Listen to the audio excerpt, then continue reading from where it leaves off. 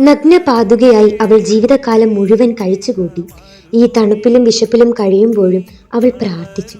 രാത്രിയിൽ കുറേ നേരം യേശുവുമായി അവൾ ഹൃദയ സംഭാഷണത്തിൽ ഏർപ്പെട്ടു. രണ്ടാനമ്മ ഉച്ചഭക്ഷണത്തിനായി കൊടുക്കുന്ന ഏതാനും റൊട്ടി കഷ്ണങ്ങളുമായി ജെർമെയിൻ ആടുമേയ്ക്കുവാനായി പോകും. ചിലപ്പോൾ ചെന്നായ്ക്കളുള്ള വനഭാഗത്തേക്ക് രണ്ടാനമ്മ അവളെ അയക്കും. ചെന്നായി ആക്രമിച്ചു കൊന്നാലും കുഴപ്പമില്ല എന്ന് അവൾ ചിന്തിച്ചിരിക്കാം. ആടുകളെ മേയ്ക്കുന്നതിനിടയിൽ കമ്പിളി നൂൽ ഉണ്ടാക്കുവാനും അവളെ ഏൽപ്പിച്ചിരുന്നു. നൂലിന്റെ അളവ് കുറഞ്ഞാൽ മർദ്ദനം ഉറപ്പായിരുന്നു.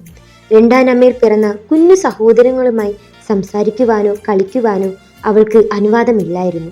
ഗ്രാമത്തിലെ പലരും അവളോട് അവജ്ഞയും പുച്ഛവും പുലർത്തിപ്പോന്നു.